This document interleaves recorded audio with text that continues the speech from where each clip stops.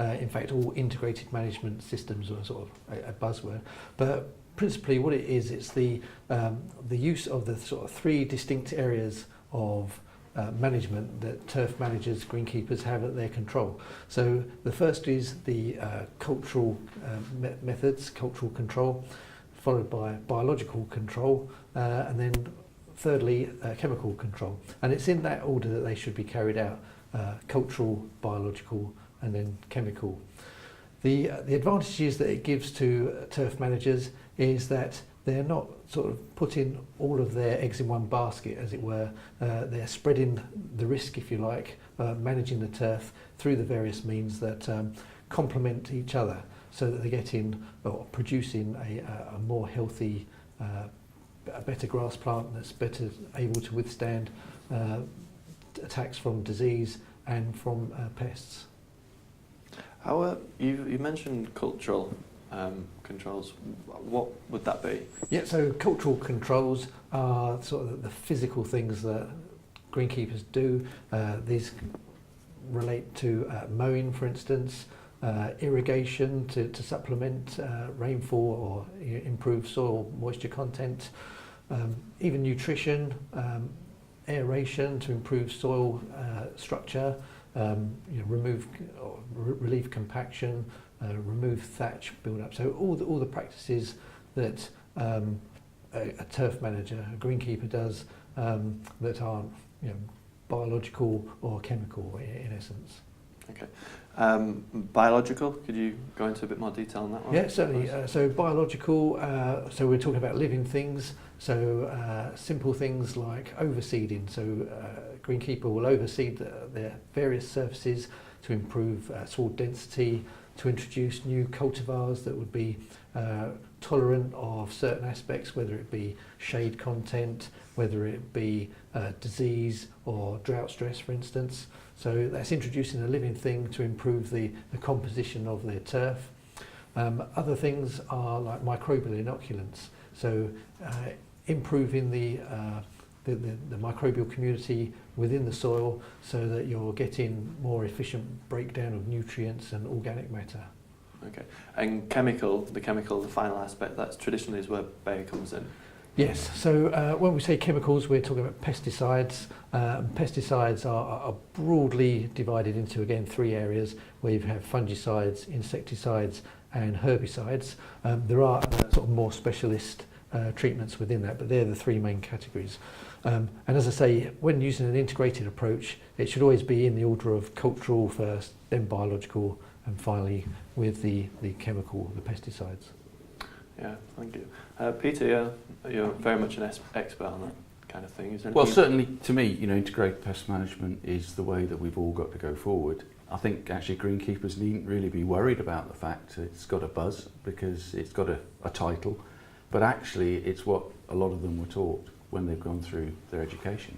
Because if plants are under stress, then they are less likely to perform effectively.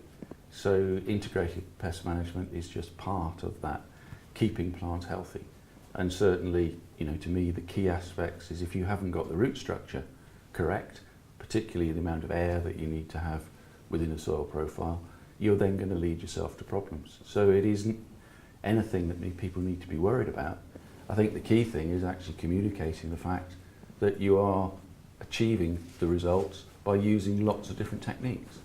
The days of actually having magic in a bottle are numbered, and we have to use the bottle as a last resort when other practices haven't achieved the results. Interesting. Mark, is there anything you'd like to add? You'd probably expect me to add the weather, yes, predictably. I think we're going to have to be a lot more educated on looking ahead because of the changes which we'll talk about later in terms of the mode of action of the products we'll have available to us. We're going to have to be more proactive rather than reactive, and part of that, including some of the things we've already talked about, but part of that is going to be looking the next 10 days ahead and saying, can I spot a combination of weather conditions that's going to increase my susceptibility to disease on the surfaces that I manage? Mm-hmm. And trying to put things in place before that. I think to be honest, we've been quite spoilt because in the past we've had a whole range of products that allow us to put things right once they go wrong. But that won't be the case in the future, so management will change, and spotting a peak of disease activity is going to be very important. Okay. Colin, Matt touched upon it there quite a bit. How have best practice techniques evolved, and how do they differ from yesteryear, from a generation ago? Yeah, well, actually, it's not even as far back as a generation. I mean, the rate of technology that's been introduced to the industry and the knowledge that's been gathered through research, university research, through to trials that companies carry out, has increased the knowledge base for greenkeepers. And so the techniques that they're using now, although on the face of it are the same techniques that they used in yesteryear, they are using different products. The machinery, for instance, is far better. They've got much better monitoring tools available to themselves. So, as Mark has already said about monitoring the weather, for instance, it's not unusual for a golf course to have their own weather station, so they know what their localised environment is. And really, it's a culmination of all these improvements in the technology and the knowledge that has actually enabled greenkeepers to produce far superior surfaces today than were being produced a generation ago. Are these things, you mentioned weather stations and that sort of thing, and we're at a time when there are greater stresses than ever in terms of resources and that kind of thing. Are these achievable by your usual club, your everyday club, or is it only for the elite? Absolutely. There are weather stations that you can buy for just £50, so a really a useful indication of the weather. So really, obviously, budget has a big role to play as to the degree of precision that you can get in a weather station. But just a cheap, basic system will give the greenkeeper more knowledge than they would have without it. Yeah. Interesting. Mark, can I come back to you? What cultural practices can you put into place other than fungicides to reduce diseases? There's a whole range. If I pick out organic matter management, that would be one of the most important things for me. And it's an area of contention because you have a golf club wanting to keep good surfaces all year round, and then you want there is a requirement to practice soil exchange, top dress, aerate, sometimes not at the time of year that golfers would agree with. But it's key because we have to get the surface draining quickly. We have to keep the environment dry, and the drier the surface environment, the less conducive it is for things like mycodochium and also anthracnose. So the greenkeeper course manager has to be able to carry out good aeration and including top dressing to keep that surface dry. That's number one for me, because if that's not in place, all the other things, including pesticide use, are to a certain extent compromised. Keeping the plant dry during the autumn-winter, which is dew removal. Leaf wetness is a key driver towards mycodochium, so keeping the plant dry. It's not always easy because we have spells of weather when we're at very high humidity, and that's happening more and more. So you can dewy the greens first thing in the morning, and by 10 o'clock they're wet again because the dews come back down, but the more the merrier. And then working on the plant itself, keeping it healthy so it's less conducive for invasion by the pathogen. We've made some good sort of improvements. We're understanding more than rather than just targeting the disease, it's also about how can we make the plant stronger so it's less likely to get disease. As Colin's already mentioned, changing plant species. If we're just dealing with a monosword or power, we know we're going to have a very high susceptibility to mycodochium. So we need to overseed, we need to put different grass species in, so we have a mixture of plant species, so it's harder for the disease to move from plant to plant. But you can't overseed into thatch, so your organic matter management has to be in place before you overseed. So they're all interlinked. A monosword, be it fescue, power, bent, isn't natural. That's not a naturally. It's what we set out to achieve sometimes, but actually a mixture of species is better. and a greenkeeper, how can they make, you mentioned it's golfers aren't always going to be happy with this sort of thing. How can a greenkeeper make it easier for himself? Is it through, you famous yourself for your blog that you do? Is it that kind of thing? I'd like to say yes, I'm not sure. I think it's one of the most significant challenges we have as an industry.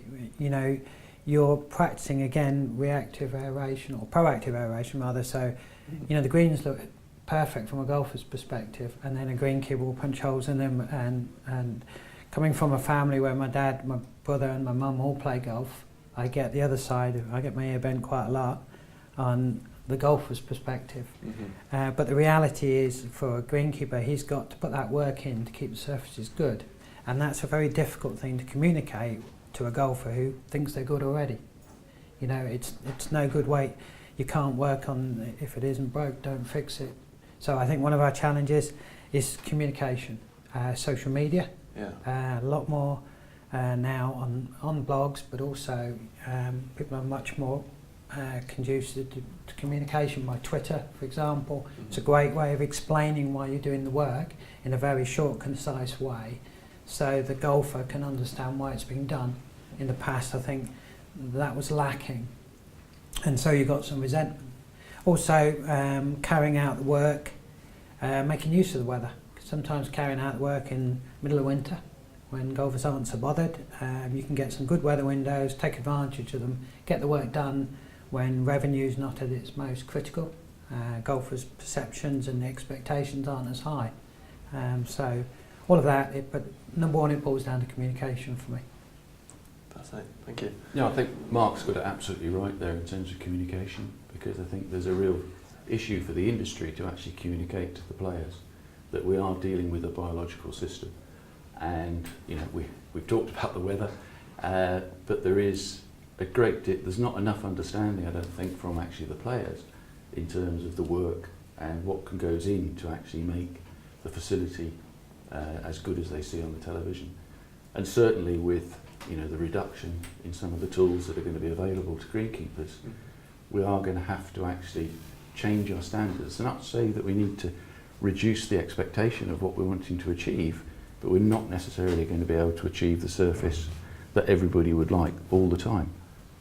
Worm control is going to be a classic for that one, because the days of being able to manage worms in the way that we have done in the past are no longer. If I was to put you on the spot then, would it be a case of lower standards are inevitable on a course? I don't think the lower standards are inevitable, but I think it's going to require an awful lot more work from the people who have to manage those greens in order to keep them to that level. And therefore there will be times when I think, as Mark just mentioned, the surfaces won't perhaps be what they would like. But unfortunately, unless people want to play on plastic, which I don't think they do, then that's what you have to deal with. It's a biological system that is totally dependent on the skill of the greenkeeper and also of the weather coming from above. Why do we need to rotate chemicals? If we find one that works, why can't we stick with it? Why do we have to switch around various ones? Well, we could be here for hours, but I think the simplest way to describe it is, if you're actually looking at what you're trying to do with a chemical, is you're actually looking to interrupt the pest species in terms of what it wants to do naturally. So a fungi naturally will want to get through its life cycle as quick as possible. What we're aiming to do with, say, fungicides is to actually break that life cycle so it can't actually get through it and cause damage. So we are talking right down at the biological level in terms of how these products are working. But it's all then influenced by the environment as well. Okay. Thanks, Colin. That's it. Why do greenkeepers need to employ, Mark touched upon it, preventative rather than curative measures? Why is it, by the time the disease has come up, is it too late? Yeah, if I could just carry on from Peter's answering your previous question about why we need to rotate chemistry. The reason is that we have chemical groups, and from those chemical groups we have active ingredients. And the chemical group, like the parent group, if you like, of the active ingredient has a specific mode of action, how it works against a pathogen. So if you always use the same chemistry that has one particular mode of action, it will enable the pathogen to become tolerant and potentially develop resistance to it. So you do need to rotate your chemical groups. Until recently, the turf managers in the UK, greenkeepers in the UK, only had 5 chemical groups. Bayer did introduce a new chemical group earlier this year, succinate dehydrogenase inhibitors, or SDHIs, to keep it short. This is a new mode of action which we've introduced, and it just gives the greenkeeper an additional tool when they're looking at their fungicide controls, an additional tool to rotate and help prevent the potential for resistance to occur. Okay, could you sum up what SDHI actually is? Is that a simple question? Well, SDHI, as I say, is the chemical group. There are many different active ingredients that are derived from it. In the UK, we have flupiram, and how flupiram works, and flupiram is the active ingredient in Exteris stress guard. How flupiram works is it interrupts the flow of energy, or the creation of energy in the pathogen. It interrupts the electron transfer chain, so that the pathogen can no longer produce ATP, which is the sort of the battery, the power energy for the pathogen. And if it can't produce energy, it will wither and die. So by interrupting that production of energy, you cause the pathogen to die, and that is how the SDHIs work. And so you're killing it before it's ever seen on the grass. Again, we're touching on curative rather than preventive. Yeah. So historically, with chemical control, greenkeepers sort of fall into 2 camps. You've got those that will do things preventatively to mitigate the chance of disease occurring on their turf, and this is, in the past, has perhaps been driven by budgets. They've been able to afford to buy those chemical controls and apply them preventatively. Then you have at the other end of the spectrum curative or reactive applications, and this is typically employed by golf clubs that perhaps didn't have a substantial budget. They'll wait and see if they get any disease. Once the disease is there, then they'll react to it. And unfortunately, if you manage your disease in that manner, waiting for a disease to occur, then you will get scarring on your surface. Depending on the time of year and the weather conditions, you can end up with scarring on the surface that will be there for literally months, from the autumn through to the spring, which will affect the sort of performance characteristics of the green, the ball roll, for instance. So with secondly to that is the fact that the curative products, late curative products, are likely to be exiting the market through to the requirements of the regulatory authorities, where they're not meeting the standards that the regulatory authorities now require. So with that, the potential for those control measures to be removed from the market, greenkeepers will now have to start thinking more along the lines of a preventative control. So preventative stroke early curative applications of fungicides, because they won't be able to control an established disease like they've been used to in the past. With when you're working preventative rather than curative, because there isn't any physical manifestation of the disease yet, can you apply the chemicals at a lower rate? Do you need to apply less, or is it at the same level? No, so and this comes back to the monitoring the weather that Mark's mentioned earlier, is that the disease life cycle, the conditions that are conducive to it. So by monitoring the weather, you can see when the sort of environmental conditions are prime for that disease to emerge, appear, germinate, and disrupt your surface. So that will give you your key to the timing of the application, a good indication of when the product should be applied. In terms of the application rate, speaking as a manufacturer, we have to show the regulatory authorities the minimum amount of active ingredient that will achieve control for a given pathogen.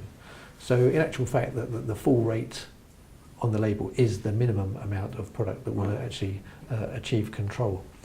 And there are, I can contradict myself with exceptions to that, whereby proven mixtures of products of chemistry have shown to be equal, if not better, than a standalone product. But so we're talking about combining products together. But as a general rule, the full rate on the label is the minimum amount of product that is required to achieve control of a given pathogen. Peter, I think that this is really where also the distributor comes into the equation, because obviously Bayer will be key in looking at their particular active ingredients and how they fit in. The role for people like Rigby Taylor is to actually look at all of the options that are available out there, because our interest is to actually make sure that we can provide a solution to the end user. So we would be looking at what combinations of products, which is one way of achieving the job, but actually probably more importantly what sequences of products you need to be using. And that isn't just necessarily fungicides, but it's the nutrition, it's the some of the speciality products that can actually go to actually make better performance from the products. And interestingly, with Exteris Stress Guard, Bayer have very much taken that approach, because the active ingredient is one part of the formulation. You actually need to have a lot of other things within a formulation or a tank mix in order to achieve a suitable end result. So you're actually getting true synergy within either the tank mix or within the formulated product. And that takes a lot of research and a lot of time to actually determine what things you can actually put with what to achieve your end result. Yeah, so in terms of formulations, which Peter's touched on there, if we take Exteris Stress Guard as an example, you have your active ingredients, you'll have turf-specific co-formulants, and then inner ingredients. And when we talk about turf-specific co-formulants, these are things like pH buffers, wetters to ensure that the droplets spread on the leaf, stickers to ensure that the droplet stays on the leaf, it doesn't run off the leaf. So there's a whole array of other elements that are mixed. And when we talk about formulations, it's a bit like making a cup of tea. Everyone knows the basic ingredients for a cup of tea, but if you put too much milk in, you get a weak cup of tea, or if you don't put any milk in, you get a strong cup of tea, or too much sugar, not hot enough water. There's a whole spectrum of different types of cups of tea you can get from the same ingredients. And so that's really how to explain formulation. It's getting the optimum out of those ingredients so that you're getting the maximum effect for disease control. Interesting, yeah. Pete, you touched upon it. How do products that, say, STHIs, how do they come to market? What's the process of actually getting them out there? Well, the process is incredibly complex and actually very highly and strongly legislated, because like a pharmaceutical product, any pesticide has to go through a very, very formal process which takes a significant amount of time and a huge investment. So in order for any product to be sold within the EU, and obviously we're at the moment still within the EU system, a product has to get itself onto what they call the Annex 1 list. That requires the active ingredient to be tested for any effects on disease, any effects on the environment, and long-term effects as well. So in order for a product to actually get through that first step, a huge amount of data has to be submitted. The next step, which happens more at a local level, is the active ingredient is then actually taken and formulated. Because most active ingredients, if you use them on their own, won't do anything. So again, as Colin was saying, the formulation is absolutely critical. So the next step is to actually register the formulation which is the product that the end user uses. So in that step, they will be looking at efficacy and obviously also testing whether the formulation has any issues in terms of user exposure and any environmental impacts. So there's two distinct steps that a product has to go through, and that takes 5 years from once you've actually done the original work, and it can take up to 10 years in order to get through the process. You touched upon the EU, obviously with Brexit upcoming and that sort of thing. Will that affect the process? And I'm sure there's a lot of greenkeepers wondering at home, is there any chance that products that have been banned will be reintroduced after the UK leaves the European Union? I think there's very little chance of that particular situation, because if you actually look at where pesticides are used, obviously the prime area is within the agricultural context, and in order for products to be sold into other markets, there has to be some form of system that products are used by. And I don't think in the UK we will want to have our own system, so my belief is that we will probably be very much aligned to the European system. The only positive part maybe from Brexit is that, as I said, the second step in registration comes around the use of the formulation, and there may well be some opportunities there that the actual use of the product could be different in the UK to, say, somewhere like France or Germany. And that's particularly relevant in the amenity sector because, as I'm sure many people know, there is a strong drive within Europe for no pesticides to be used in the amenity sector. The UK authorities are a lot more pragmatic. They also realise that used properly, and we were talking about integrated pest management, if you use products at the right time, the right place, at the right rate, they can actually be very beneficial for the environment, and particularly to play on a surface that isn't natural, because it is not a natural environment that we're trying to create. It is actually a highly managed environment in order for the game to be played. So in order to preserve that amenity, that ability to use pesticides, what can the golf industry do to make sure that freedom's retained? Well, certainly the key thing for me is the golf industry needs to make sure that actually it supports those who are supporting it, because the products that we use, yes, they're quite similar to some of the agricultural products, but they have been actually developed for that market. And if you take the market size in amenity, it is very, very small in comparison to agriculture. So inevitably there will be a differential in terms of price of product and availability of products. So one way that the industry can make sure that actually innovation continues is to support only the products that are actually registered for managed amenity turf. Okay. You mentioned that they differ. In what way do they differ, amenity and agriculture? Well, I think the key thing to remember is that within agriculture, when you apply a product, you don't actually then 2 days later come along with a mower and take the top off. So actually, the products that we require to do particularly fungicide work within the turf sector do need to be different and differently formulated, because we need the product to be in a position where there is a reserve down the base of the plant for actually it to be moved up to protect the rest of the leaves. Within agriculture, when you spray a crop, you generally spray it and you leave it and it stays there until you harvest the crop. Well, in the turf sector, we're not doing that at all. So we do need different materials. Maybe the actives might be the same, but how they're formulated and how they're presented to the end user is different. Very different, interesting. Mark, do you think there'll be any change after we leave the European Union? Do you anticipate any changes? I'd like there to be, but I think Peter's right, and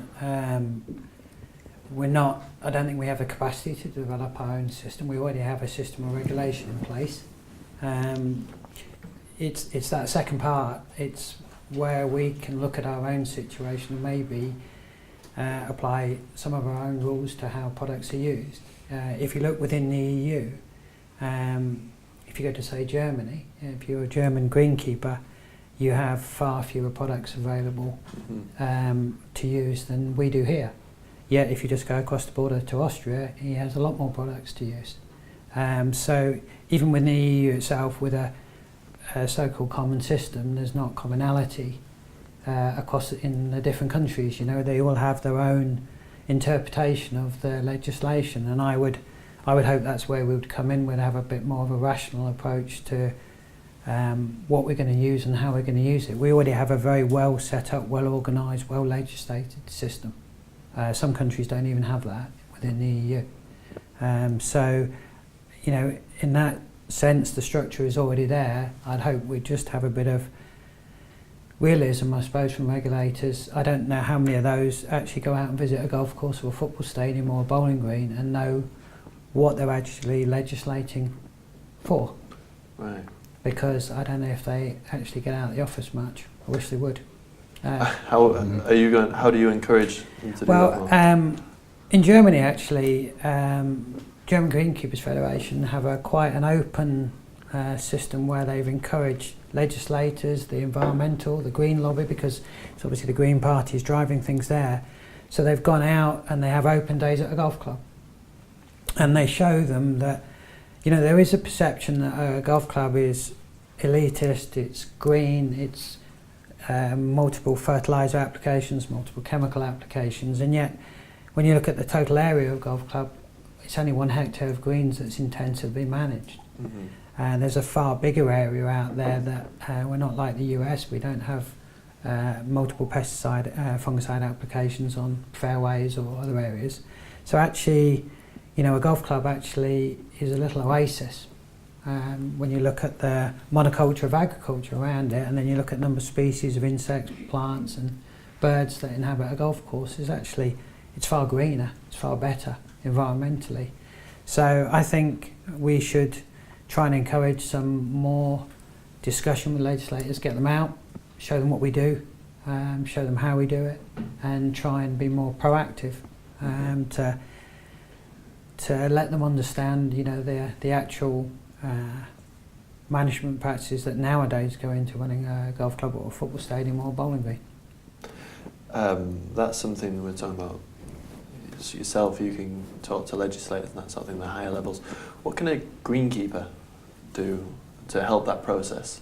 I think that, again, we come back to communication. Yeah. There's some cracking communicators in the industry already.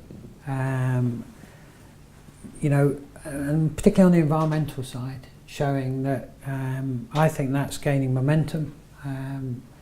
That, you know, again, coming back to the fact that the golf course isn't just there for golfers to play. There's a whole environment that we manage, and a lot of greenkeepers are increasingly proactive management from a nature point of view, and that's gaining momentum. You know, whether it's encouraging bee populations, birds, putting up nest boxes, putting wildflower areas down. There's lots we can be done, and greenkeepers, I think, are becoming more and more savvy at communicating that to the members and to the wider public. Okay. Can I ask you, Mark, about Iprodione? When do we expect that to come off the market, and what are the implications when it does? Everybody's smiling here, so I've got the how long's a piece of string question. Yeah. I mean, Colin, as manufacturer of Iprodione, I won't put it straight over to you, but I think it's fair to say within the next 2 years we anticipate Iprodione to disappear off the market.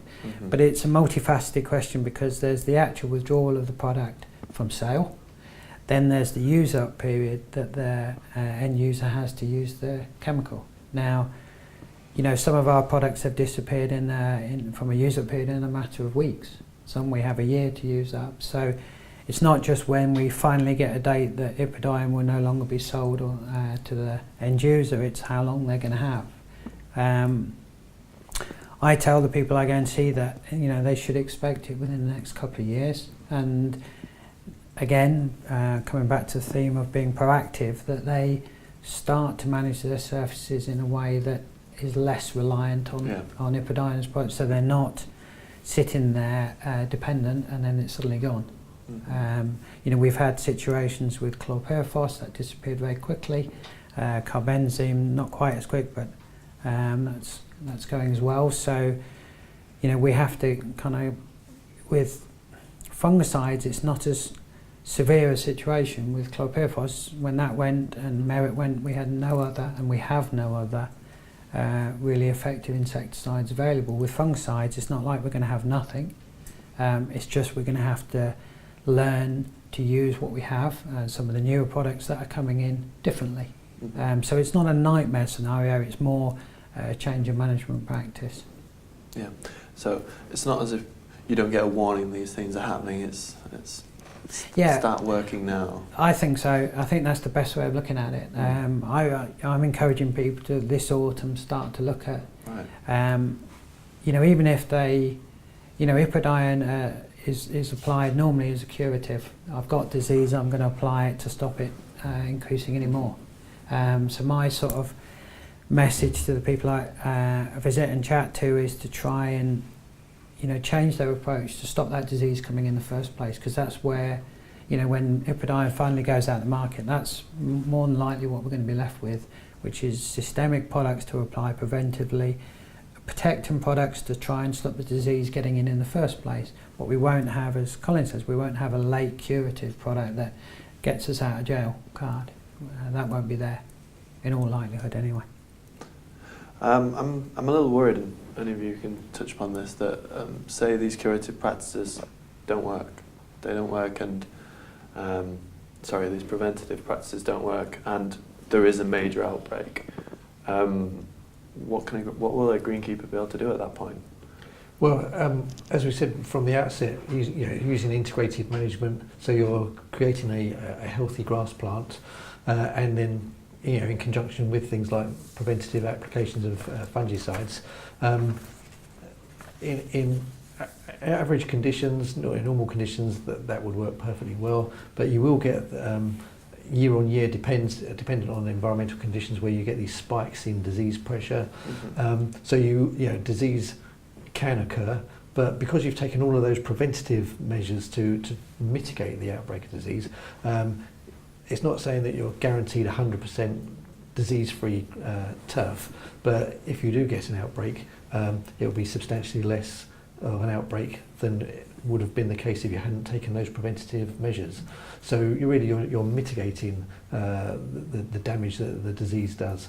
And as I say, last year as a prime example, early September there was high disease pressure, end of October there was a second spike, and those that hadn't done preventative measures, they were still trying to recover from that initial September outbreak, and just as they were starting to get their turf back on track, they got hit again, and so that newly established grass plant, that newly established cover that filled in those scars, wasn't mature and able to withstand a second attack from disease, and then died back again, so they were back at square one. So had preventative measures been employed in conjunction with the integrated management, then the problems that they were faced would have been greatly reduced. So really it's about mitigating the chance of disease creating damage to the turf. Right. Mark, you run the weather blower, I suppose, which we've mentioned a couple of times, so I think you're the best person to ask this. There's a perception among BIGGA members and greenkeepers as a whole that there are more aggressive disease outbreaks in autumn and winter. Would that be the case, and why would you think that might be? I definitely think it is the case. I do think weather is the fundamental driver. If you look at the season of the year that's most changed, it's the autumn-winter. And it's not just within the UK. I mean, worldwide, if you speak to people, that's the season they would say is the most changed from the past. And the potential now is that we run much warmer, milder weather later and later into the season. You know, when I was a lad, which was many years ago, winter sort of started in October with the first frost, and then you knew what you were going to get really for the next 2 or 3 months, 4 months. Now, you know, you can be in shirt sleeves on Christmas Day. I believe it's down to the way the jet stream's changed. It's an old chestnut of mine, but we have these peaks and troughs, and they go. It's not just in the autumn, winter, but and we've just kind of endured 2 weeks of them. We had a peak 2 weeks ago when we were all slapping on factor 30, and then last week we were all running for the umbrellas again, and that was the jet stream dealing us two completely different scenarios 2 weeks apart. The problem is we carry this warm, milder air, and the driver to disease population growth is temperature. The driver for disease movement across the leaf is moisture, and so the atmosphere is more humid. We've got high moisture content, so you get these spikes that Colin's already referred to, where we have very warm days but critically very mild nights, double figure night temperatures, and in combination with that we have a very humid atmosphere that encourages the disease to develop. Mycelium grow better in a damp, wet environment. You get the two together, and then you can, as a greenkeeper, you can look at your greens on a Friday evening and say, yeah, I've got them, I can't see any disease, and by the Monday morning you've got deep scarring, and because it's moved, the potential for the disease to develop over 2 days is amazing now compared to how it used to be 20, 30 years ago. It's not just, although we're focusing on autumn, winter, when I started in this industry many moons ago, late 80s, diseases like anthracnose were winter-only disease. Mm-hmm. Now, it can be one of our most destructive diseases in the middle of summer. So it's not just the fact that existing diseases have become more aggressive. We get diseases at different times of year now, because again, conditions and weather conditions have changed. So for me, fundamentally, it's weather-driven. Yeah, it might be speculation, it might be speculative, but what's driving the change to the jet stream? Well, that's a difficult one to answer because I think I seem to be getting all the tricky questions at the moment. That's a tricky one because we've only really known about the jet stream since the Second World War. So it's not like you can go back 200 years and say, well, as climate skeptics like to say, well, look, 200 years ago it was as warm in December. We can't say 100 years ago the jet stream was behaving like this because we didn't know anything about it. We didn't even know it was there. We actually know very little about it now. So there's my cop-out, that we don't know a lot about the jet stream now.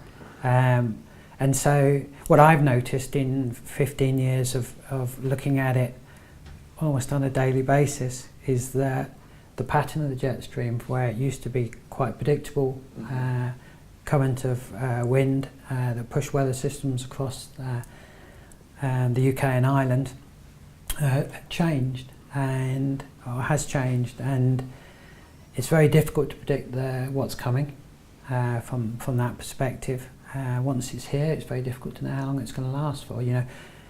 Everybody moans about the weather. That's what we've all got in common. But the reality is we only can see 7-10 days ahead and get a gut feel of where our weather's going and how it's behaving. Mm-hmm. The fact is the jet stream may stay stuck in a pattern for 4 months, as it did over last autumn winter. If you look at the autumn winter of 2015, we were incredibly mild. We had the warmest December ever. We carried very high temperatures right through the back end, and we were extremely wet. So we had the combination of two factors that drove high disease. Look at last year, we actually had a colder autumn winter, we had more frosts, and yet, as Colin's already said, we had really aggressive disease, and that's because although we didn't have generally mild conditions, we had 3 or 4 peaks starting in September, end of October, mid-November and beginning of December, when we got that combination of mild days, mild nights and high humidity, and that was enough. Even though it was a cooler than general winter or normal winter, if we know what a normal winter is, we actually had very aggressive disease just because we got these 3 or 4 peaks of high disease activity. So regardless of whether we have a wet, mild winter or cold, dry winter, we are getting stronger, more aggressive disease cycles. I do think one last thing is that some of our existing chemistries that we've used on disease have been around for years. And in terms of an organism building up resistance, we've tested 24 golf clubs across Europe, and we've taken the microdocium from the field, grown it up in a lab, and then subjected it to a range of existing chemistries that the greenkeeper would have available to them, and we have seen quite significant resistance. So I think not all, but some of our existing chemistries aren't as effective as they used to be. So you put the two together, and that makes things harder from a greenkeeper, from a maintenance point of view, control it, and it makes it easier for the disease to establish and thrive. And in crop, of course, in agriculture, they also have resistance issues with the same pathogens that we have in turf, and with these same chemical groups that we're using, or a specific chemical group that we're using. So if it can happen in the UK in the agricultural sector, there is always that potential for it to occur in the turf industry, golf courses, football pitches, any sports turf. But also in the US, they do have resistance issues with certain pathogens and chemical groups in the golf course environment. So it is a very real threat. We're fortunate at the moment that greenkeepers are already employing a wide range of techniques, and in the main rotating the chemistry to prevent that resistance from occurring. But if they don't maintain that process, there is that potential for the resistance, the pathogens that are resistant to fungicides to occur. Now, going back to iprodion, that's a standalone chemical group. If we do lose iprodion, the 6 chemical groups that we currently have will be reduced to 5, so that's one less chemical group that turf managers will have to rotate in between. And there is that potential for more losses of chemistry further down the line as well. So it's really important that turf managers look at all the available chemical groups and rotate them as much as possible. It's not necessarily the case to rotate chemical groups. They don't have to be a completely different thing that you use time and time again, because you'll get products that will have more than one mode of action, it will have more than one chemical group. So we mentioned Dexterius earlier, that has 2 different chemical groups, so that can be used in tandem, or sorry, you can then have a second consecutive application of another product that will contain one of those chemical groups but has an alternative chemical group. So you're always mitigating that chance for resistance to occur. And going back to your earlier question about preventative applications and curative applications, I always sort of, when I'm explaining it to greenkeepers, liken it to mortgage rates, whereby preventative applications are your fixed rate mortgage. You know how many applications you're going to do through the year, and how much you can budget accordingly, you know how much it's going to cost you. Whereas if you do curative applications, the rate will vary year on year. So if you had like a proper autumn winter where you've got heavy frosts from 1st of October all the way through, then disease pressure will be very low, and you wouldn't need to apply much in the way of a fungicide. But if you look in the last few years, where it's been very mild through the winter and disease pressure has been high, people are having to actually apply more fungicide curatively than they would normally in a preventative measure. So, as I say, rates can go up or down with a curative approach, but with a preventative approach, it is a steady, you know how much you're going to apply, when you're going to apply it, and ultimately when it comes to your budgetary calculations at the beginning of the year, you can set aside that cost more effectively. We're talking about disease evolution, that kind of thing.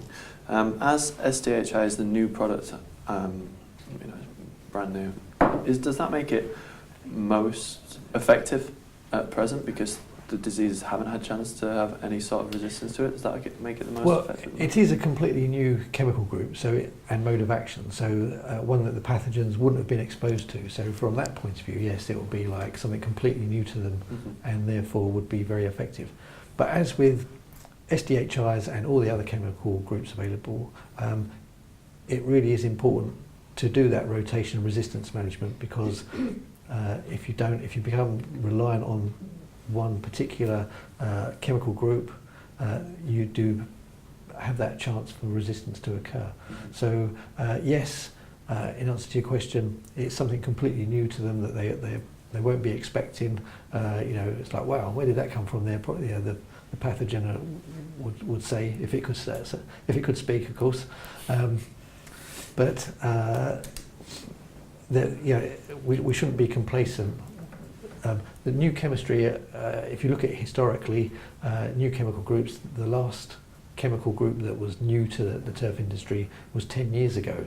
So these things don't happen overnight or on a regular basis, and that's why we have to manage them and ensure that we get the maximum efficacy out of them and minimise any resistance or potential resistance to occur.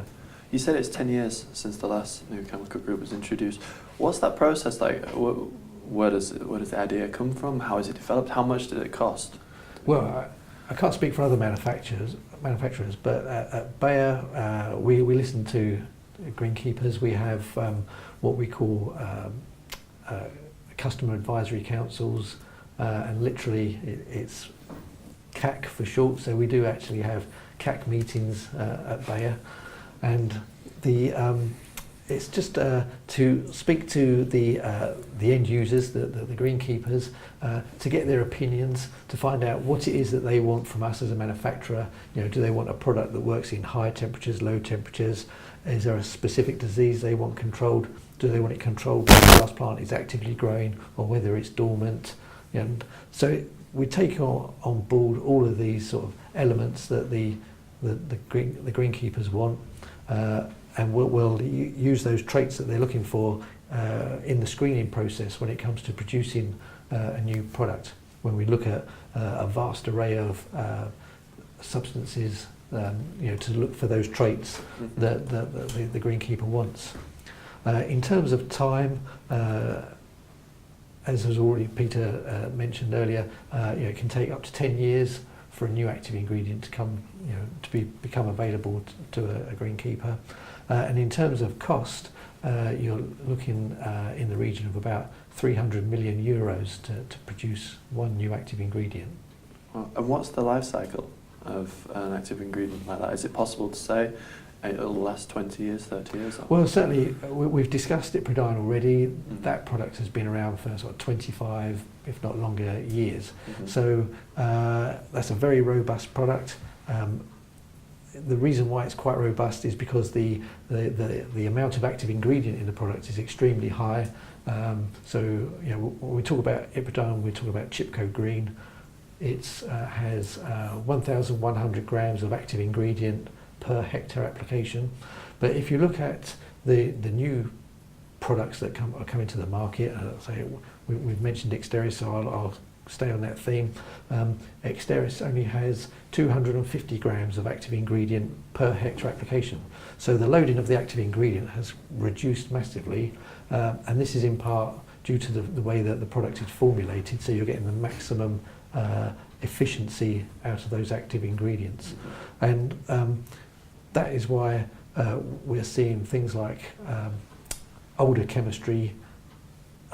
Iprodine is going to be exiting the market because it's got that high loading, but it's because of that high loading is why it's had that longevity over 25 or more years.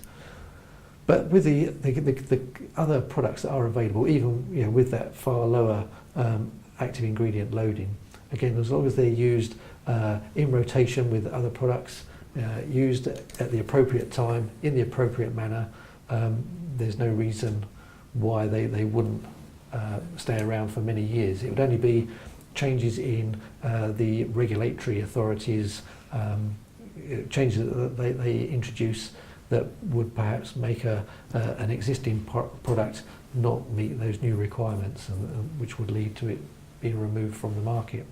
And interestingly, you asked if Brexit, would we see a lessening of the regulations imposed to the turf industry.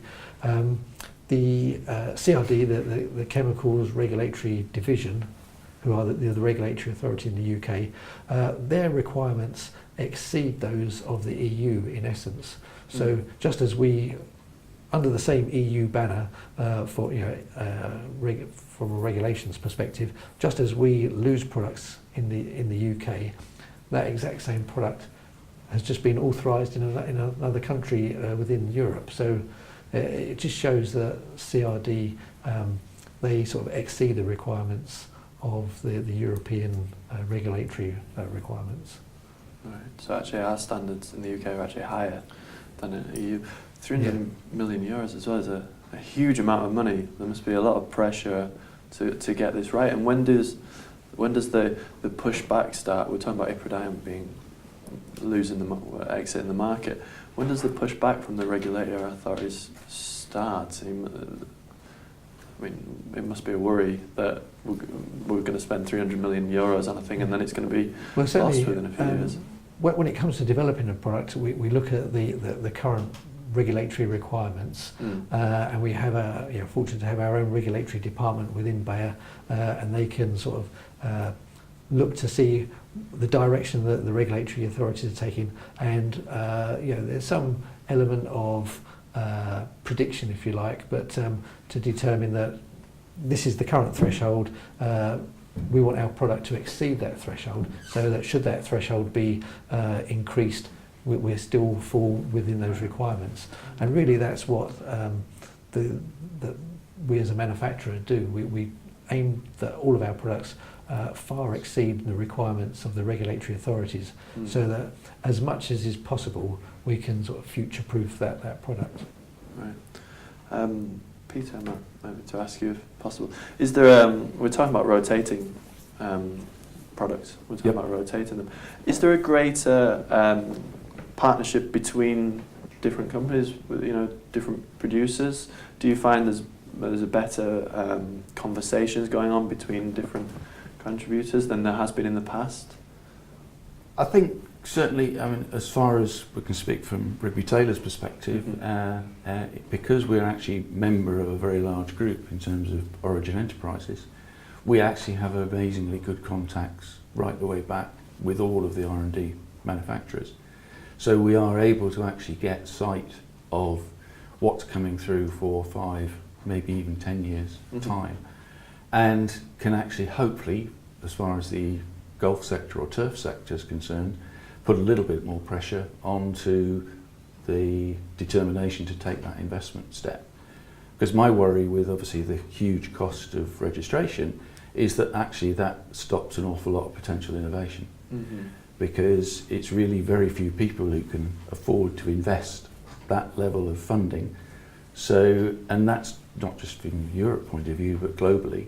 So the amount of innovation that is going into, say, looking for pesticides that can be applied to a crop has actually reduced very significantly, because actually the barriers are just so high.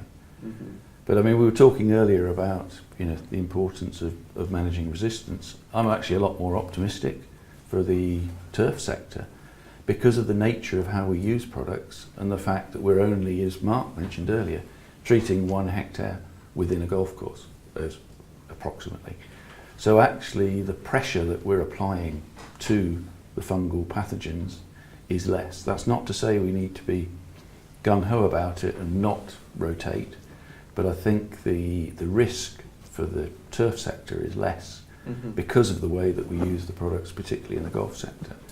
So I'm reasonably optimistic that with what we've got, even though it's less active ingredients, we can actually manage that issue around resistance. And the key thing for me is that what you're doing is playing the laws of probability, because you're actually looking to managing the pathogen levels all the way through the season. So you're not waiting for the pathogen to build up, and that's really where the preventative technique comes in, is that if you keep the population under control, then actually the chance of that population exploding is reduced. So it's all about the management of that, and that revolves around your whole genetic program, your nutritional program, your cultural program, and then ultimately your pesticide program. Yeah. How have you seen changes in application methods? Are they changing over time? Are they more targeted, more specific? Again, I think it's a big area that, again, we need more education because we're all talking here technically about what active ingredients can deliver. At the end of the day, if you don't put it on properly and you don't get it in the right place at the right time, actually you don't stand a chance of achieving the objective you're looking for. So, you know, we're talking now, a lot of greenkeepers are wanting to do tank mixtures. Well, you need to think very carefully when you are doing a tank mixture of actually, am I putting the product in the right place? Because if you're combining a soil acting product with a foliar product, well actually you can't tank mix those. You can physically and chemically because you know they will go together in the tank. But if you're actually wanting to apply a foliar product, it's important that you get the water rate and the droplet spectrum correct so it stays on the foliage. Whereas if you're wanting to apply something that you want to get through into the soil, then you want as little as possible on the foliage and as much as possible going down through. So it's understanding those aspects of application, and you can actually enhance the products that you're putting in by utilising the right form of adjuvant systems within your tank mixtures. Where should greenkeepers, it is very complicated, all this sort of thing. Where can greenkeepers go for help with this sort of thing and advice? Well, it's really where people like myself and Mark come into it, because there are very few people who can actually do the studying, and some of that is physics, because ultimately where a product sits and how it behaves on the leaf is physics. So we spend quite a lot of time looking and researching as to how can we achieve the best result. So looking at different spreaders, and obviously the manufacturers as well spend a lot of time, and you know, I know Bayer have got some quite interesting videos where you can actually look at different formulations and how they vary when they hit a leaf, because ultimately you want the product to dry on that leaf in order for it to be active to do the job.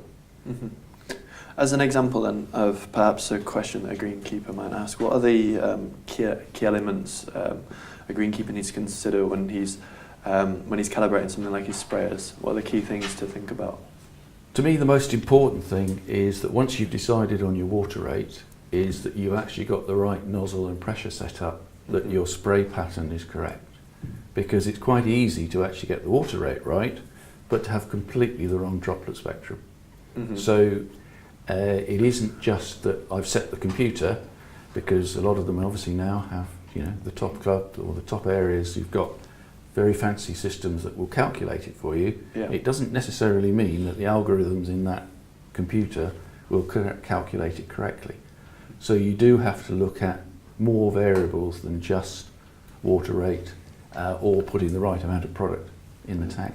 And what are the implications of getting it wrong if you do? The implication is generally if you get it wrong, either you can create damage, because if you get the product on at the wrong rate or in the wrong dilution, potentially you can cause problems. Not very common, but you can. Or more likely is you don't get such a good result. And at the end of the day, you know, we're talking of wanting to improve things by 10 or 15%. You can very easily knock that out by applying things badly, and obviously applying it evenly as well. And again, you know, a big difference within particularly the golf sector is that actually greens don't tend to be flat. So you are inevitably having to compromise, and you need some clever engineering to actually make sure that you are applying the right amount of product right the way across the boom. And that isn't straightforward. And of course, when you're applying curatively, you're not going to know instantly that you've not got it right, is it? It's yeah, you mean preventatively. Preventatively. Rather than curatively. You're not going to know instantly, and that's again where good spray technique comes in as well. And it's certainly not a bad idea to occasionally make sure that, you know, maybe use a dye and check that actually what you think you're applying, it is applying as evenly as you think it is. It's not something you need to do on a regular basis, but maybe on a winter day when there isn't too much happening, get the sprayer out, put just a vegetable dye, standard dye in your sprayer, and actually spray out a green, and then have a really good look at how evenly you're spraying. A dye? There are lots of marker dyes that are widely available. The other way you can do it is obviously put a disc on the green and see the difference between where you've applied and where you haven't applied. So it's little practical things like that. Interesting. And obviously there's some suggestions. I mean, I know one greenkeeper got a brand new machine and complained that it was striping. When we looked back at it, the nozzles weren't the right distance apart. So all the computer was set up beautifully, but actually if the nozzles weren't overlapping, you got too much on one point and not enough on another point. So the machine striped. It's just that in the pre-delivery check, they were 20 to 30% out. It is, it's complicated stuff, and we're asking quite a bit of our greenkeepers to understand this, which is why education is so key. Colin, another question is mixing chemicals safe? Is that? Well, it depends on what chemicals you're mixing, obviously, and there's several ways to look at it. There's whether chemicals are physically compatible, so whether they're mixed, and those that aren't physically compatible can literally turn to gel in your spray tank. And then it's one thing to be physically compatible, but then are they actually safe to the plant? Have you produced a physically compatible but toxic product, or have you produced a physically compatible product that is safe to the plant, and actually the products complement each other? So historically, as a manufacturer in turf management, we haven't sort of promoted tank mixtures, but it's something that we're looking at more now. So our colleagues in the USA, they always produce a list of all the products that they've tested against our products to make sure that they're compatible, and it's something that, as I say, we're looking to do ourselves. I know that Peter and Mark already undertake that sort of process, looking at what products will complement other products. So yes, tank mixing can be safe and good to do, but on the other hand, if you get it completely wrong, it can be quite challenging with the results that might occur. So always read the labels, and then to see if it says on the label whether it is or isn't compatible with a product. Not all labels will state that. As I say, currently our labels are just for the product itself. We haven't done any tank mixing to date. As I say, we are looking into that now, but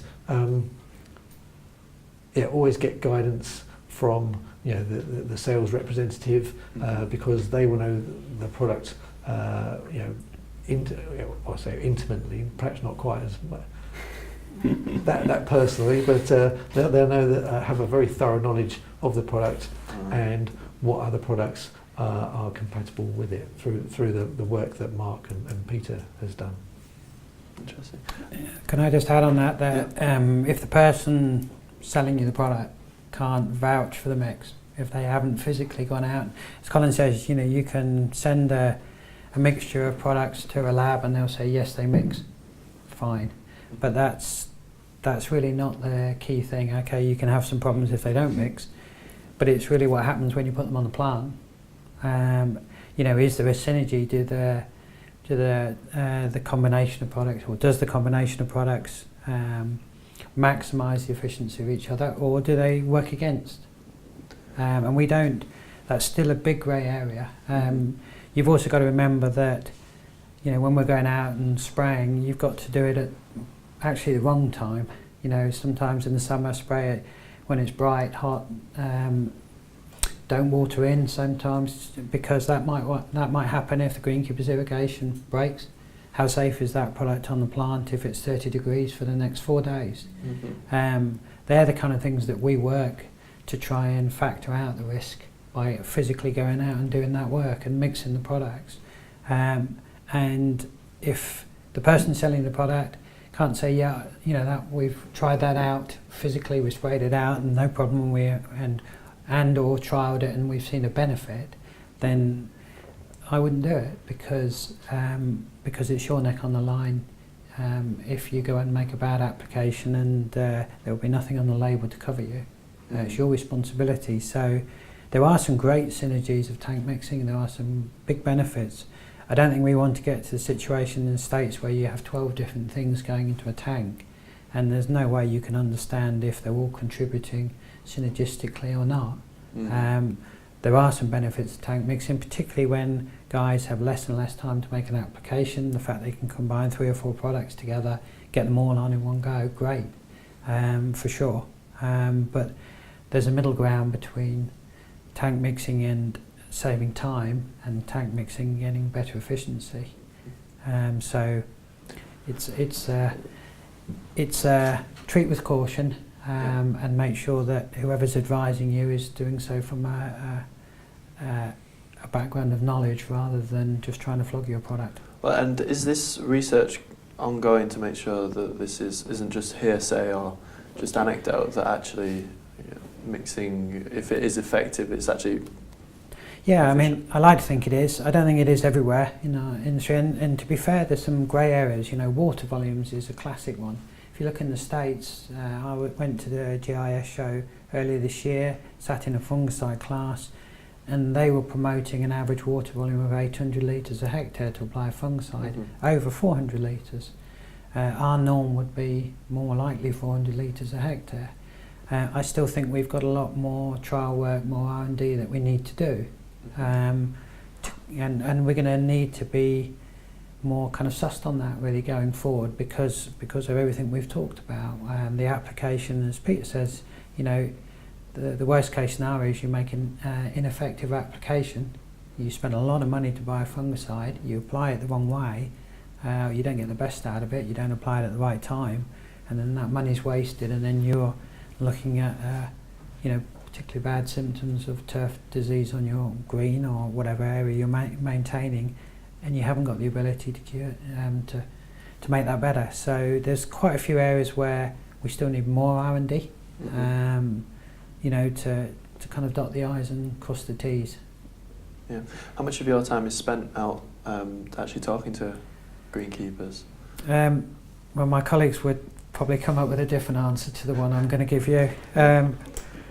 It depends on the time of year, and the honest answer is, from a personal perspective, it's a juggling act between, as it is for Peter and Colin, between physically going out and doing the R&D. You know, you can't, busy time is always in the spring. You can't get to the end of April and say, I think I better do some R&D now, because for some products it's too late. So you've always got to compromise your time between going out and visit end users. Busy time of year, I'd say about 75% of my time is out in the field. Quiet time of year, 74% of my time is spent out in the field. There are more demands, I think, for advice, and you know, there's more pressure in our industry to get it right. The expectations are higher. People want better services later into the year, for longer. If they're turning up on Christmas Day, they want a good surface. Sometimes Christmas to New Year is one of the busiest weeks of the calendar, and they want a good surface then. In days gone by that wasn't, or years gone by that wasn't the case. So yeah, about 75% of my time, I'd like to say. Would you guys agree? Yeah, I mean, certainly I think the key thing is that you've got to get your feet on the ground, you've got to get your boots dirty, if you want to call it that, to understand the real job that the guys have to do in the field. I think the encouraging bit to me, particularly within the turf sector, is, you know, the age profile. We're seeing a number of younger people coming into the industry, and they are genuinely interested, not just in the magic in a bottle, but they're interested in the whole process. So, you know, that integrated approach is very much there in their minds, and they realise that, you know, every single action they take will actually have an effect on the end result. and they want to understand more about the mode of action of the chemical, for instance, in terms of how should I actually tank mix, because there are some quite simple things to remember. The last thing you want to do is put the chemicals in together. We're saying tank mixture, well actually you want to make sure that the chemical never comes into contact with another chemical. So you don't go, you actually need to make sure that you put them in a sequence. And certainly, you know, as Mark's mentioned, we make sure that all of the tank mixtures that we recommend have actually been tested in terms of their physical characteristics, but two, also their biological characteristics. And the key thing also is to understand which ones you can't do, because they can make a horrendous mess, and you don't get too many brownie points if you block somebody's sprayer up, because they're not the easiest things to clean out, and you don't want to be there.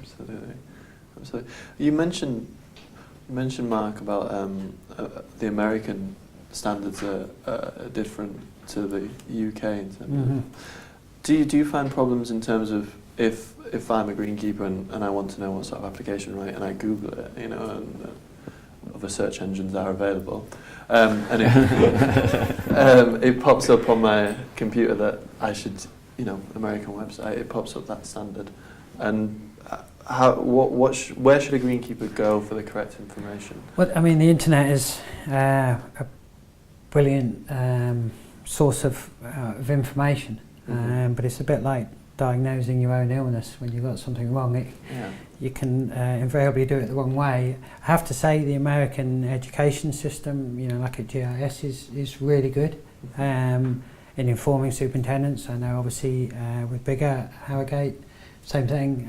You know, I think we're focusing more on that area. You go on the internet, you have to be careful because, say with the Xterra Stress Guard, the application rates for that product in America, I think I'm right in saying, Colin, are different to here. Yeah. So you're not just talking about, for example, water volume, you know, you're talking about the concentration of the product in that water. So yes, you can get some commonality. I mean, there is commonality of products. We do share some products with the US. And I think it's good to read, but you've got to put it in perspective. Our climate, you know, we're on an island, we have a very, very variable climate. They're on a continent and they tend to be more stable weather patterns. Where they're using products, as we've talked about, you know, we're just focusing on fine turf. We don't apply fungicides in general to larger areas. They do. And that's one thing we haven't mentioned. The golfer here is more tolerant of disease off green. Whereas in the States there's a much higher requirement for a totally clean surface, and that's led, I believe, to some of the issues related to resistance because they're having to apply more products on bigger areas. I think the golfer will have to be more tolerant to some disease on greens because it's going to be harder to keep them totally clean. I don't think it's going to be a nightmare scenario, but he or she will have to be a bit more tolerant there. So going back to the question, yeah, the internet's great. It's a great source of information, but you have to put it in perspective. Yeah, and I'd add that when sourcing information on the internet, you want to make sure that you're getting information relevant to your country. So quite often I get inquiries from people that say, oh, I've seen this product that Bayer produce, and when I look into it, it's a product that's specific to the USA. It's not available in the UK. Or, as Mark said, they'll look at information on a product that we have in the UK that they have in the US, but they've looked at the US website and they'll have different application rates, you know, different timings, numbers of applications, that kind of thing. So it is important that when sourcing any information on the internet that you get it specific for your country, and sources of information are the manufacturer, obviously your supplier as well, things like your own website, you know, the BIGGA website, and yeah, there are many different education providers as well, the various colleges that in the UK, colleges and universities, and there are quite a number of turf-specific sites that highlight more on the research in sports turf. So there's a wealth of information out there. It's just ensuring you get the information that is applicable to your situation, so that you draw the right conclusions. Absolutely. It's making sure you get the right standard of education, the right that's got backing and scientific backing. Brilliant, fantastic. On a slightly different tab, you guys are. I'm talking to you guys because you are a good source of education. So, can I ask you about chafer grubs and leather jacket control? What would you recommend greenkeepers do now that the preventative measures for that have been lost? I think the first thing for me is that actually determine what the problem is. Because certainly with leather jackets and chafers, the turf environment can actually carry quite a high loading of those particular pests without doing physical damage to the surface. Obviously we all know that chafer grubs and leather jackets graze on the roots, so inevitably they have an impact on the surface. But in a lot of cases it isn't actually the larvae that are causing the problem. It's actually the thing that wants to eat the larvae that comes and causes the problems. Now obviously if Mr. Badger decides to come and look for larvae, he makes an awful mess. But likewise, a number of different bird species will come and graze for those. So the issue to me is, if your problem is actually that you have a high enough population of larvae that it's doing physical damage to your turf, you then need to look at some sort of solution for that. Part of that is obviously getting as much air as you can into the soil, as much nutrition as you can into the soil, and encouraging the plants to actually regenerate as much root as possible. So it's about that cultural and nutritional technique. A number of companies are looking at other solutions. If you look at the pesticide registration site, there are only 2 active ingredients that are registered for managed amenity turf in terms of insecticides. One of which has a 5-day exclusion period, so that probably means in most situations within amenity that isn't practical, and it has a very limited disease spectrum. And you mean you can't walk on it for 5 days?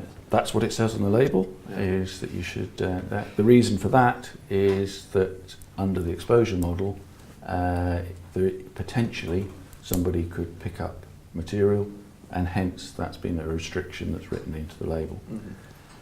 The other option is a garlic extract that has been registered for nematode control, but it does have some insecticidal activity. So certainly at Rigby's we've been looking at using that window, because legally we're allowed to apply the product, and looking at whether we can actually manage the populations. And that work is very much ongoing. I would say it's not a solution, but we have had some interesting results where we've been able to suppress populations of chafers and of leather jackets. But it isn't the answer. It isn't a revenge treatment like some of the materials that people have been used to using. So we all need to be looking at more work. Some of the other interesting aspects is, if birds are your problem, then maybe there are some cultural things that we ought to look at.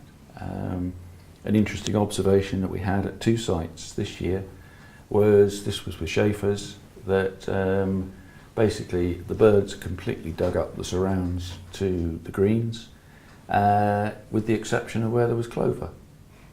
And because actually there was clover there, and the bugs don't eat the roots, and the birds actually physically have to scrap the soil, they weren't able to break the turf. So you still had, where there was clover, you still actually had a turf in place.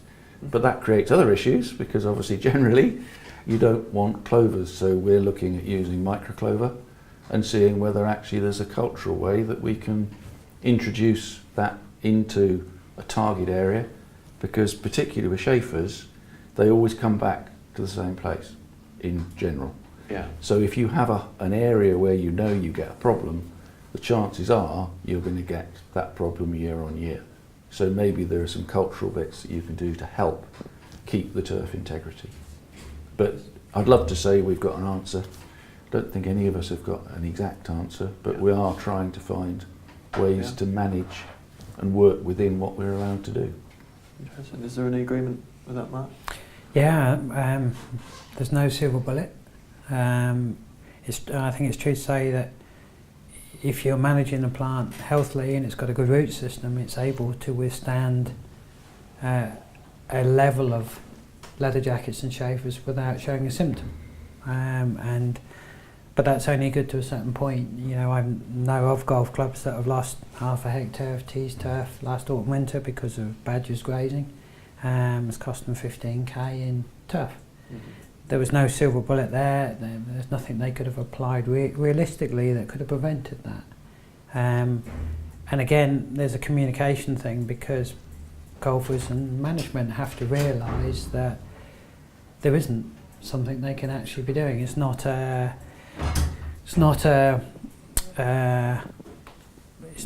fact that the greenkeeper's incompetent, that he's not managing the situation properly, but the tools at his disposal are very different now to what they were 5 years ago. So there's again a communication thing. Look, we haven't got anything really that we can apply to drop populations, but I'm going to try and do X, Y and Z to mitigate the damage. You'd like to think that, because and Colin might correct me on this, but I think in agriculture and Peter, that there's very little now available to farmers for insect control in crops, and with such a big market there, you'd like to think the manufacturers and the legislators would potentially work together to come up with a solution, because at the moment we're losing crop yield because of leather jackets and chafers, and there's a big driver there. We need to produce more food from the same land, so there's a need on a bigger market than just turf and amenity. So you'd like to think, okay, there's nothing now for sure that I know of that's going to pop out in the market and do the job that chlorpyrifos or imidacloprid did. But you'd like to think in the future there will be, because there's a market big enough to justify the investment, which is significant, as Colin's already explained. Yes, and in addition to that, so we've lost chlorpyrifos and imidacloprid in quite short succession over the last 18 months or so, and those were the two key insecticide products. Peter's already mentioned the garlic extract, which is a product that can be used. Then additionally, there are biological control agents. So nematodes are another potential tool that greenkeepers can use. The only problem with nematodes are the conditions have to be right. You've got to have the conditions that will ensure the nematode will survive until it finds its host grub or larvae. So soil temperature's got to be right, soil moisture content's got to be right. Must apply them when it's not high intense sunlight, because the UV light can damage them.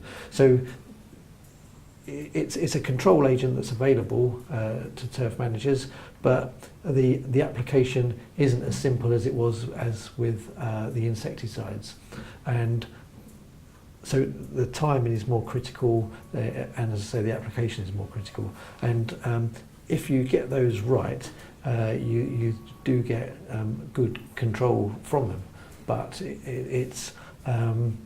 there's no sort of real prescription currently in the optimum timing and methodology for their application, and so that it requires ongoing research to try and narrow down to minimise those errors that can occur, so that you're sort of maximising the effect of nematodes. Yeah, nematodes might be a new thing that people perhaps haven't heard of. Could you just talk me through what a nematode is? So yeah, a nematode is, in essence, it's a parasite, and what it does, it needs to complete its life cycle, it needs a host, and the chafer grub or the leather jacket is that host. So the nematode itself doesn't actually kill the grub or the larvae. What it does, it introduces a bacteria which renders the grub incapable of moving. Ultimately it kills it, but it creates the conditions that the nematode needs to complete its life cycle. So they're a parasite, yeah. And not to be confused, so we talk about nematodes, you've got beneficial nematodes, which will be those that attack the pest that we don't want. But you also get nematodes that have a negative impact on the grass plant, and these are plant parasitic nematodes, whereby they sort of feed on the root system of the grass plant. So nematodes is a term that's used quite broadly in turf management, but should be quite clear. You've got beneficial nematodes, and you've got nematodes that are have a negative impact on the grass plant. And it's really those beneficial ones that we want to improve the application of, and the plant parasitic ones are the ones that we want to to minimise, to reduce their numbers of. And you said that the application for a nematode, for it to be successful, is very, very strict. You've got to have very certain circumstances. Yeah. Bayer, perhaps other guys, are they developing research to make them more widely available? And so will nematode ever be actually widely used? In terms of pest control, Bayer is a research and development company, so we do have a what we call a pipeline of development. So we are looking at all aspects within turf management, whether it be weed, pest or disease, and the stage of development for any of those sectors is going to vary, depending on how long we've been looking at that particular issue. So we are looking at ways to combat the various problems. Whether or not they actually become available to greenkeepers is another thing, because at each stage in our development, the product needs to sort of to meet certain requirements, or to get over certain hurdles. So whether it be that it's safe for the environment, that it's safe for the end user, that it actually does the job, that it meets the environmental regulations or the regulatory requirements. So although we might have several things in development, they won't necessarily come to the market. So it's very difficult to say that we have a solution for any given problem on a golf course.